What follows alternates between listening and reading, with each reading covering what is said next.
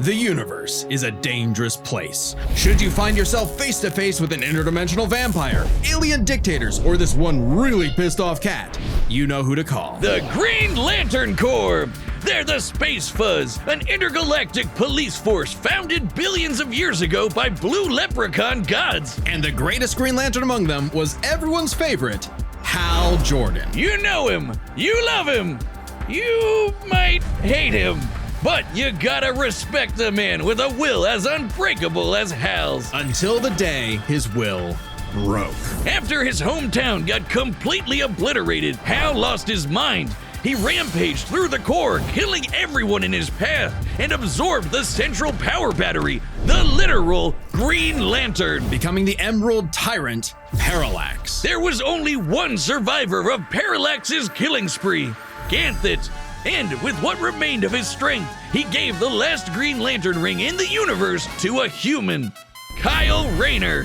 So, was Kyle picked for his indomitable willpower like Hal was? He was just there. He had no idea what was going on. Must feel good being given the most dangerous magical weapon in existence to figure out on your own. Hey, if Colonel Sanders, Daffy Duck, Space Wheat, and a sentient box can master it, what's your excuse, Kyle? The Green Lantern ring can do anything, fulfilling any wish its user desires as though it were a genie from a lamp. It lets you fire energy blasts, create force fields, affect gravity, turn invisible and intangible, manipulate matter, time travel, warp reality, and erase things from existence. Think we're exaggerating? Well, consider the time Kyle stretched the very fabric of space to increase the Planck length a billion times over. That's like stretching an inch into a light year. Lanterns control time and space, letting them fly so fast they can create a Speed Force singularity. Tapping into the Speed Force requires entering a higher dimension of space, requiring speeds that are not only faster than light, but totally immeasurable.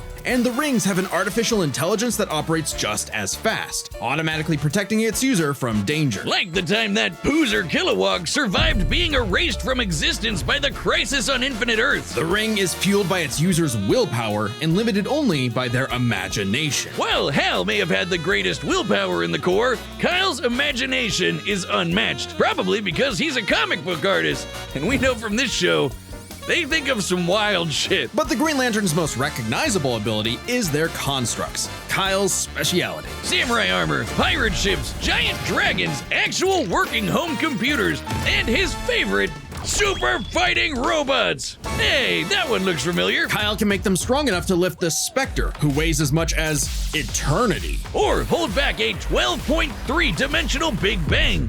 Wait, 0.3? DC's multiverse has 12.3 dimensions? That is the stupidest thing I've ever heard. The ring's only downside is that it's limited to 24 hours before needing a recharge. So it can blow up universes, but it has the battery of an iPhone. Never mind, that's the stupidest thing I've ever heard. Well, unless its power is misused. I gave Mecha Goose Howard's batteries a very similar lifespan for that exact reason. Whiz, he blew up the moon with a beam made of pure hate.